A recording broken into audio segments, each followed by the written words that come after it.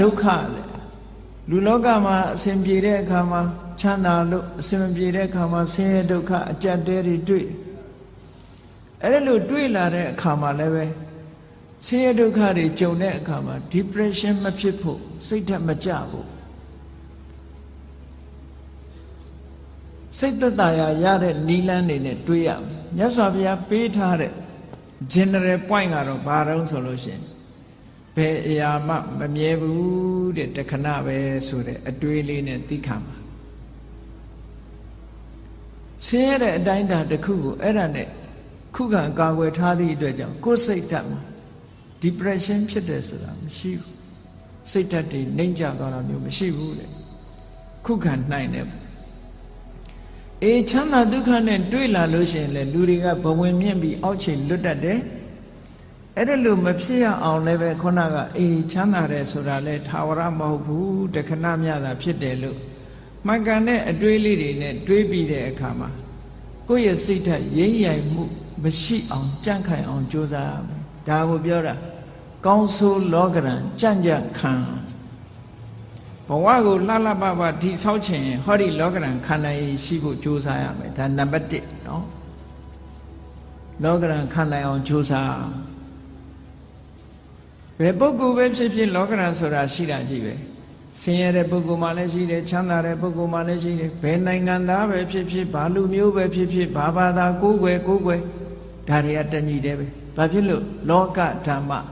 လောကရဲ့သဘာဝလို့ပြောတာနော်ကဲရတဲ့ချီးမွမ်းတယ်ဆိုတာချီးမွမ်းတဲ့လူကချီးမွမ်းတယ်ကဲရတဲ့လူကကဲရတယ်အလုံးသိကြလိမ့်မယ်လေ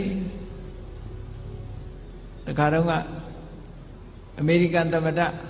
အရင်သမ္မတအီရတ်သွားတဲ့အခါကျတော့သတင်းစာဆရာတယောက်ကဖဏနဲ့ထုတယ်မဟုတ်လား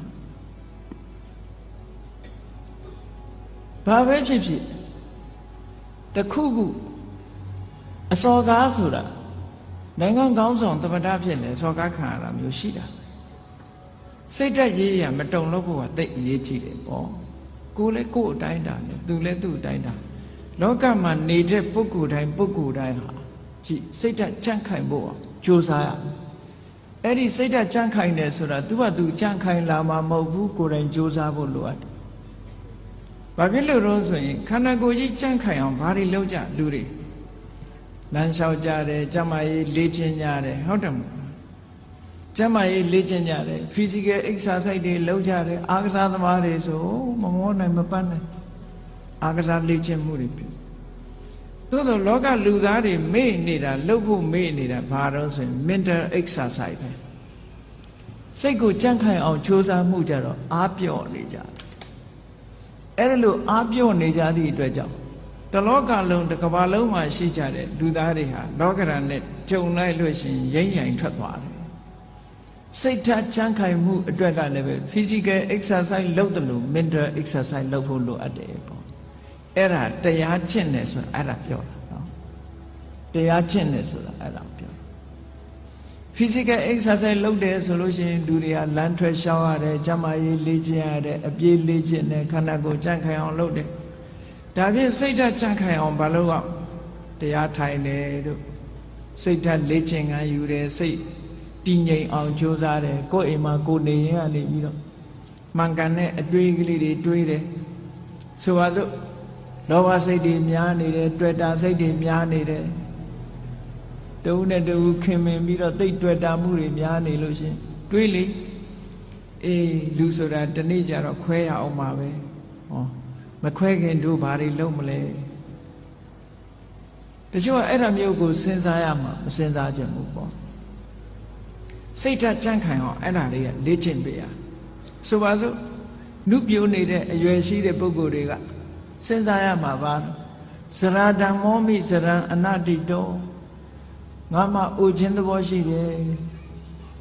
အိုတဲ့သဘာဝငါမှရှိနေတယ်အိုခြင်းတရားကိုငါမလွန်မြောက်နိုင်သေးဘူးလို့ဒီဟာစိတ်ဓာတ်ကြန့်ခိုင်အောင်လေ့ကျင့်မှုတစ်ခုပဲတချို့အဲ့ဒါတွေတွေးရင်စိတ်ပြည့်စရာကြီးလို့ထင်တယ်မဟုတ်ဘူးစိတ်ပြည့်စရာတွေးတာမဟုတ်ဘူးသဘာဝအမှန်ကိုသိအောင်ကြိုးစားစိတ်ဓာတ်ဆိုတာသဘာဝအမှန်ကိုသိမှဒီထက်တယ် ရင့်ကျက်လာဗျာဒိဓမ္မောမိဗျာဒိနာတိတောအေးငါခန္ဓာကိုယ်ကြီးဟာနာရတဲ့သဘောရှိတယ်နာခြင်းတရားကိုငါမလွန်မြောက်နိုင်သေးဘူးတွေးပါဆင်ញင်စဉ်းစားပေးပါလေ့ကျင့်ပေးပါစိတ်ကိုဒါနဲ့လေ့ကျင့်ပေးအာယုန်နဲ့စိတ်ကိုလေ့ကျင့်ကောင်းတဲ့အာယုန်နဲ့စိတ်ကိုလေ့ကျင့်တာခေါ်တယ်မရဏဓမ္မောမိမရဏနာတိတောလူတိုင်းဟာသိခြင်းသဘောရှိတယ်ငါလည်းပဲသိခြင်းသဘောရှိတယ်သိခြင်းတရားကိုငါမလွန်မြောက်နိုင်ဘူးလေ့ကျင့်ပေးပါလေ့ကျင့်ပေးသည့်အတွက်ကြောင့်ဟောတန်ရောစဉ်တွေယောပါလာအတွေ့အတာတွေယောပါလာလူတွေကထင်တယ်အတွေ့အတာယောပါသွားလို့ရှိရင်တဦးနဲ့တူကွဲသွားလိမ့်မယ်လို့ထင်တာမဟုတ်ဘူးတန်ရောစဉ်နဲ့တွေ့တာဟာမေတ္တာနဲ့တွေ့တာနဲ့မတူတဦးနဲ့တူမေတ္တာနဲ့ကုညီဆောင်းလျှောက်တာကမှပိုးခိုင်တာတန်ရောစဉ်ကမခိုင်ဘူးတန်ရောစဉ်ဆိုတာကိုယ်အလိုချလေးဖြစ်နေတုန်းနဲ့တန်ရောစဉ်ကိုယ်စိတ်တိုင်းမကြတော့ဘူးဆိုတာနဲ့တပြိုင်နက်တန်ရောစဉ်မရှိတော့တဏှာရဲ့သဘောကကိုယ်ကောင်းစားဖို့ပဲရှိတယ်ဆိုပါစို့သားသမီးတွေကိုမိဘတွေကချစ်တယ်နဲ့ပြောကြတယ်သားသမီးချစ်တာလားကိုကိုချစ်တာလားသေချာဆန်းစစ်ကြည့်အများကတော့ဖြေလိုက်မယ်သားချစ်တယ်သမီးချစ်တယ်ပေါ့ဒါဖြင့်အဲ့ဒီသားသမီးကိုဘာကြောင့်ချစ်နေတာတုံးလို့မေးလိုက်လို့ရှိရင်ဒီသားသမီးလေးကိုကြည့်ပြီးတော့ကိုယ်စိတ်ထဲမှာစိတ်ချမ်းသာနေတယ်အာကိုးနေတယ်ယုံကြည်နေတယ်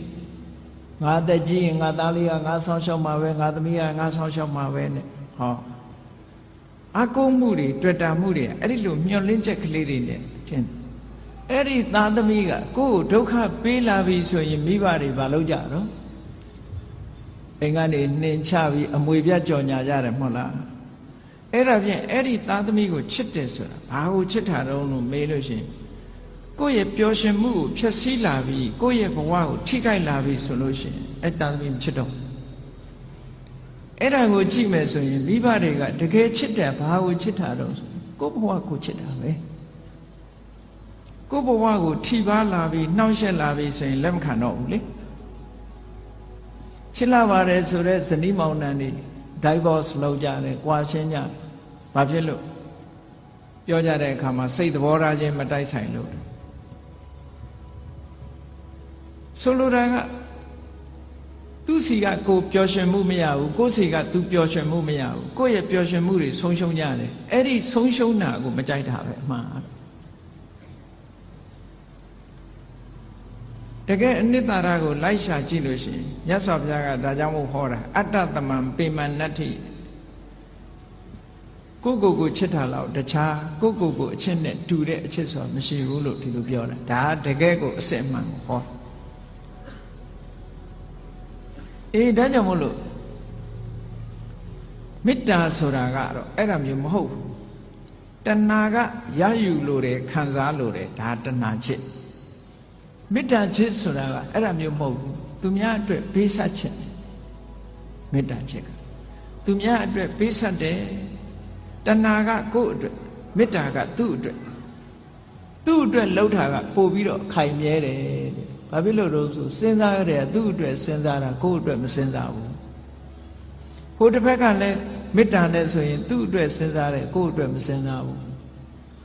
အဲ့ဒီတော့သူ့အတွက်ဆင်ပြေးနေလို့ရှိရင်ဟောမကွဲမကွာဖြစ်တာပေါ့ဟိုလူကလည်းငါအတွက်စဉ်းစားတယ်ဟိုလူကလည်းငါအတွက်စဉ်းစားတယ်နှစ်ဦးကိုယ့်အတွက်ကြီးပဲစဉ်းစားတယ်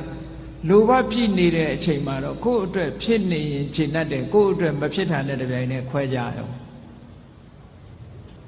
အဲ့တော့မေတ္တာချစ်နဲ့တဏှာချစ်တခြားနည်းနဲ့ပြောမယ်ဆိုလို့ရှိရင်မေတ္တာချစ်ကအေးမြပြီးတော့တဏှာချစ်ကပူလောင်နေ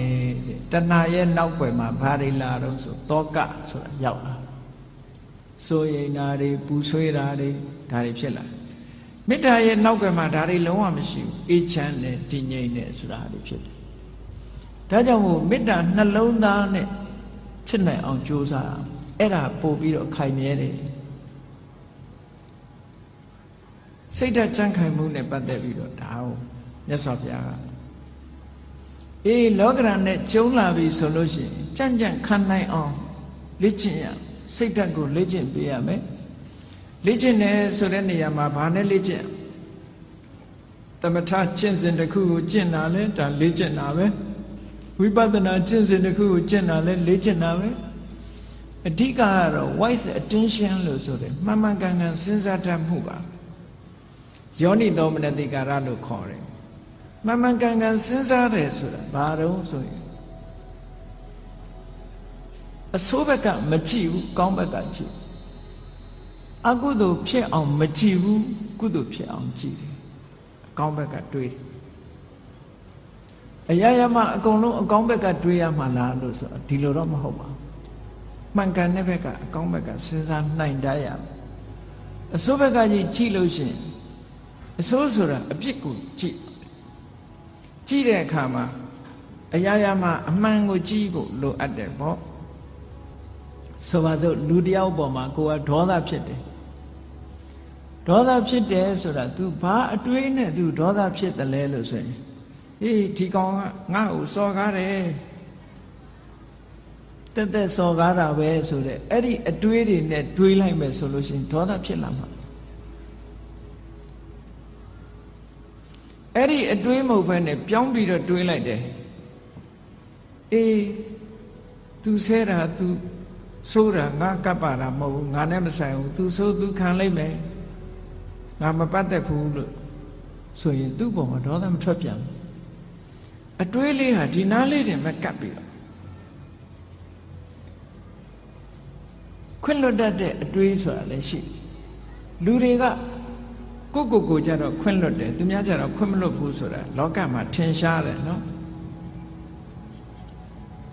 ကိုကြောင့်ဖြစ်လို့ရှိရင်မတော်တဆလို့ပြောတယ်သူများကြောင့်ဖြစ်လို့ရှိရင်နမောနမဲ့လို့ပြောတယ်တကယ်ကိုအဲ့ဒါလို့ဖြစ်တယ်နော်သူများကြောင့်တစုံတစ်ခုဖြစ်သွားရင်ဟာဒီလူကနမောနမဲ့နေလို့ဖြစ်ကိုကြောင့်ဖြစ်ရင်တော့မတော်တဆ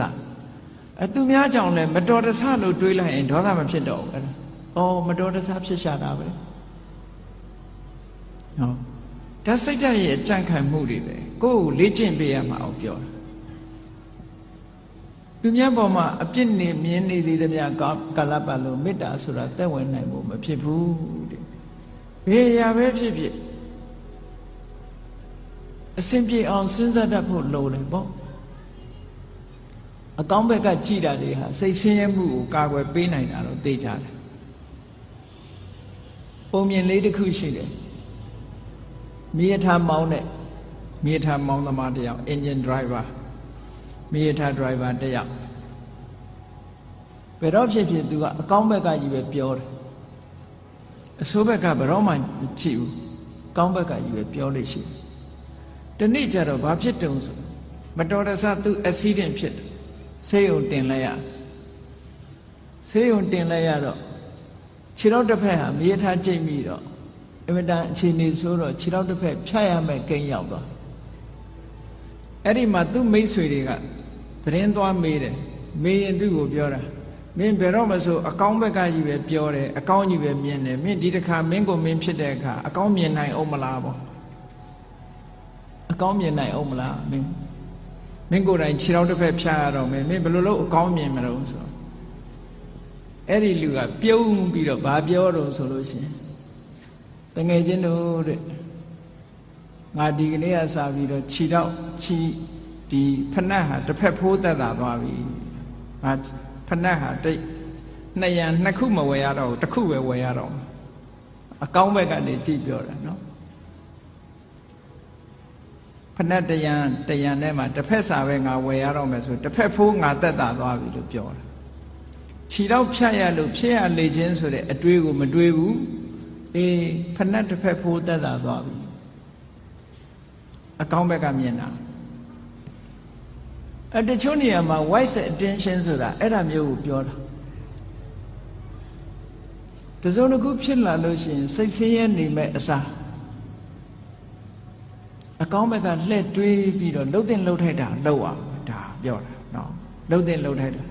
စိတ်ပူပန်တာနဲ့လှုပ်တင်လှုပ်ထိုက်တာဆိုတာနဲ့တခြားစီတချို့ကမကောင်းတာဖြစ်ပြီဆိုလို့ရှိရင်စိတ်ထဲကပူပန်ပြီးတော့ဘာလို့မှမသိညာလို့မှမသိစိတ်တွေဆင်းရဲပြီးတော့အဲ့ဒါလိုနေတယ်အဲ့ဒါလိုမဟုတ်ဒါအဖြေမဟုတ်ဘူး အဖြစ်မဟုတ်ဘူးစိတ်ပူပန်နေမဲ့အစားပူပန်မှုကိုလျှော့ချပြီးတော့ဘာလို့သင့်တယ်ဆိုတာကိုစဉ်းစားဖို့ပဲလိုအပ်တယ်ဟောတာစိတ်ရဲ့စွမ်းရည်တွေကိုဒီလိုလေ့ကျင့်ပြရမယ်ပြော